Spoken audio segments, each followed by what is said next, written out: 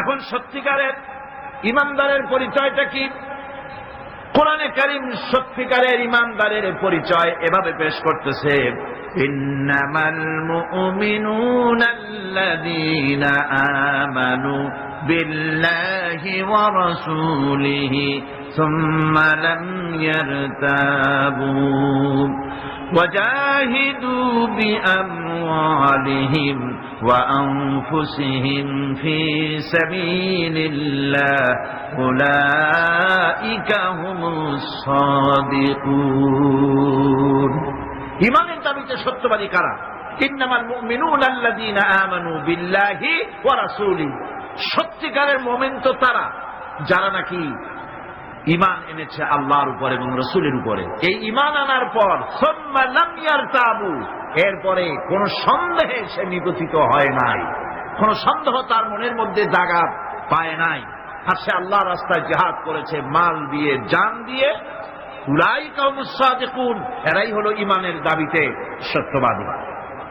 সুম্মা লাম ইয়ারতাবু, অথবা এক বিন্দু সন্দেহ মনের মধ্যে জায়গা দেয় নাই, অর্থাৎ ঈমান আনছি কার উপরে? আল্লাহর উপরে। কার উপরে? আর তার রাসূলের উপরে। আল্লাহ এবং রাসূলের উপরে ঈমান আনার পর যারা আল্লাহ এবং রাসূলের বিধান জীবনের সকল ক্ষেত্রে মানতে পারে নাই, তারাই সন্দেহে নিগঠিত হয়েছে। কথা বুঝতে পেরেছে? তাদের সন্দেহ এই কোরআন মানুষের জীবন, তার সম্পদ, তার রাজনীতি, তার অর্থনীতি পরিচালনা করতে পারে না। সেই জন্য ধর্মের ব্যাপারে কোরআন মানি, ধর্মের ব্যাপারে নামাজ আর রোজা মানি, কিন্তু রাজনীতিতে ধর্ম মানি না। এটাই হলো সন্দেহ। এটাই কি? সন্দেহ, অবিশ্বাস। জীবনকে তারা দুইটা ভাগ করেছে, এক ভাগ রাজনীতির জন্য আর এক ভাগ কিসের জন্য? ধর্মের জন্য। জীবনকে এভাবে দুইটা ভাগ করার কোন অধিকার দেওয়া হয় নাই। যারাই মুখে উচ্চারণ করেছে লা ইলাহা ইল্লাল্লাহু মুহাম্মাদুর রাসূলুল্লাহ, জোরে সোরে বলেন লা ইলাহা ইল্লাল্লাহু মুহাম্মাদুর রাসূলুল্লাহ, যারা জীবনকে, যারা নাকি ঈমান এনেছে, কালেমা বিশ্বাস করেছে, আল্লাহ এবং রাসূলের প্রতি ঈমান এনেছে, জীবনকে দুইটা ভাগ করার কোনো অধিকার নাই। যার কথা মতো নামাজ পড়ব, তার কথা মতোই রাজনীতি করব। যার কথা মতো হজ করব, যাকাত দিব, তার কথা মতো পার্লামেন্ট চালাবো। যার কথা মতো হজ করব, যাকাত দিব, সেজদা দিব, তার কথা মতোই বঙ্গভবন আর সেক্রেটারিয়েট চালাবো। যাকে মানি, যে আল্লাহরে সেজদা করি সারা জীবন, যে রসুলকে মানি আমার নেতা হিসাবে, রসুল হিসাবে, সে আল্লাহ এবং রসুলের হুকুম অনুযায়ী আমার কোর্ট কাছারি, আদালত, শিক্ষাঙ্গন চালাবো। এটা যদি চালাই তবে আমি মুমিন, আর যদি না চালাই, সন্দেহে যদি নিগঠিত হয়ে যায় যে কোরআন থাকবে মসজিদে, আমার পার্লামেন্টে কোরআন ঢুকতে পারবে না। কোরআন পার্লামেন্ট শুরু হওয়ার সময় একবার তেলাওয়াত হবে, কিন্তু তা আমল করা হবে না। অনুষ্ঠানগুলি শুরু হবে কোরআন দিয়ে, কিন্তু তা আমল করা হবে না। কোরআন তেলাওয়াত করে ব্যবসা প্রতিষ্ঠান উদ্বোধন করা হচ্ছে, কিন্তু সুদের টাকা দিয়ে ব্যবসা প্রতিষ্ঠান বানানো হলো। বিবাহ পড়ানো হচ্ছে কোরআনের আয়াত দিয়ে, কিন্তু যৌতুক গ্রহণ করা হারাম, সেই যৌতুক দিয়ে বিয়ে উদ্বোধন করা হলো। এমনি সকল ক্ষেত্রে নাফরমানি করে যে ঈমানের দাবি করলো, এই ঈমান ঈমান নয়, এর নাম মুনাফিকি। এই মুনাফিকি থেকে বাঁচতে হবে। সন্দেহের দানা বাঁধলে চলবে না। বিশ্বাস করতে হবে আমার কোরআনের নাম সংবিধান, এই কোরআন দিয়ে পার্লামেন্ট চলবে।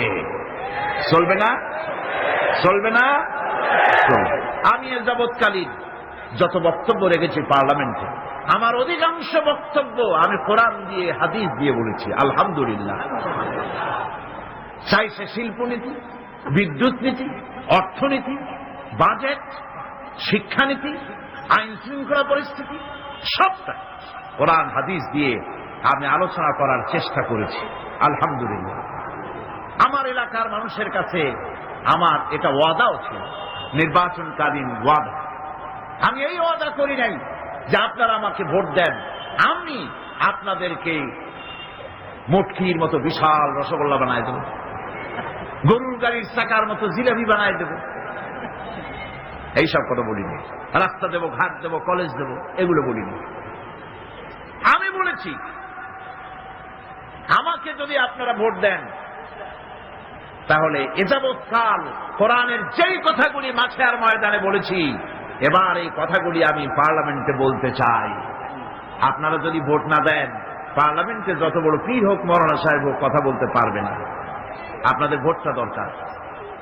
আমার জনগণ, আমার এলাকার পিরোজপুরবাসী আলহামদুলিল্লাহ তারা জান বাজি রেখে আমাকে ভোট দিয়েছে।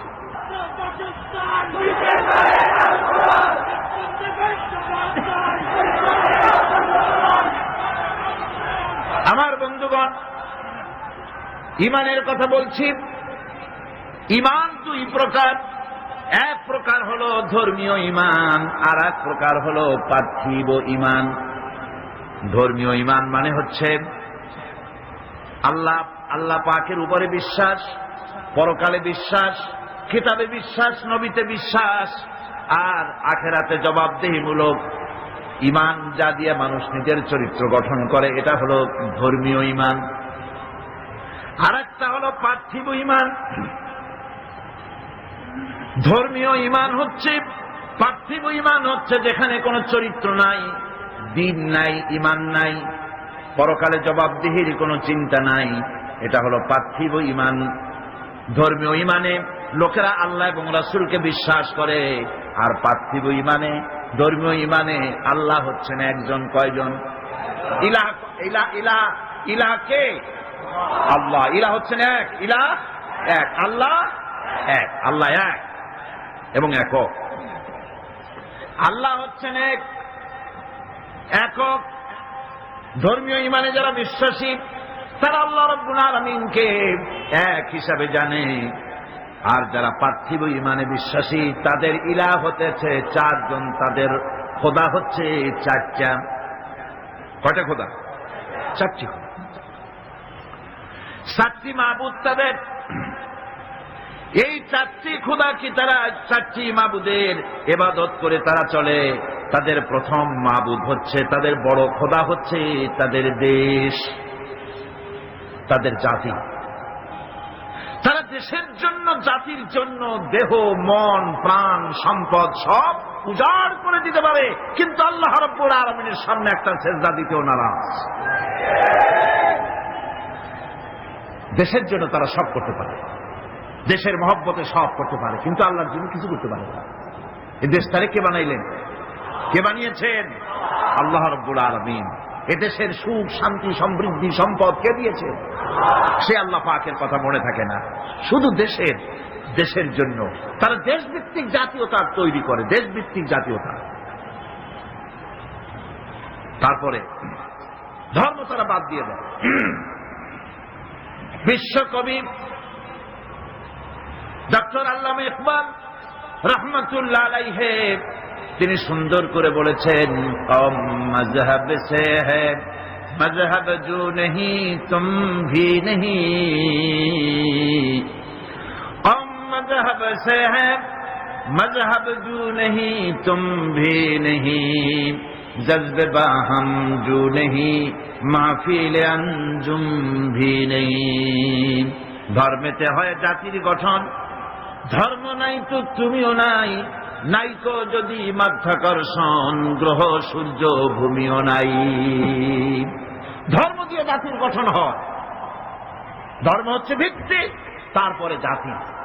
আমি তো আগে মুসলমান, তারপরে আমি বাংলাদেশি। আমি আগে কি, তারপরে কি? আমি বাংলাদেশি। প্রথমে ধর্ম, আমি মুসলমান। এই ধর্ম যদি থাকে আমার জাতীয়তা টিকবে। আমার ধর্ম ছাড়া যদি জাতীয়তা গড়ি, সেই জাতীয়তা মিক্স আপ হয়ে যাবে।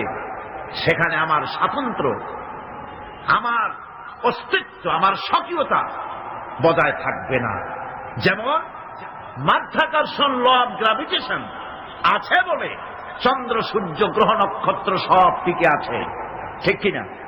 মাধ্যাকর্ষণ যদি না থাকে, গ্রহ উপগ্রহ নক্ষত্র সৌররাজি solar system, whole solar system, galaxy, milky way, পৃথিবী, যা কিছু আল্লাহ সৃষ্টি করেছেন সব ধ্বংসস্তূপে পরিণত হয়ে যাবে। আল্লাহ পাক এটাকে মাধ্যাকর্ষণ শক্তির মাধ্যমে এটাকে টিকায় রেখেছেন। এটা আল্লাহর কুদরত। এরকম অসংখ্য মাধ্যাকর্ষণ বানিয়েছেন, শুধু পৃথিবীর মাধ্যাকর্ষণ নাই, অন্যান্য গ্রহগুলিরও মাধ্যাকর্ষণ আছে, একটা আর একটাকে ধরে রাখার জন্য। মাধ্যাকর্ষণ আছে বলেই যেমন সব আছে, ধর্ম আছে বলে জাতি আছে। ধর্ম থাকবে না, এই জাতীয়তার 4 পয়সার কোনো দাম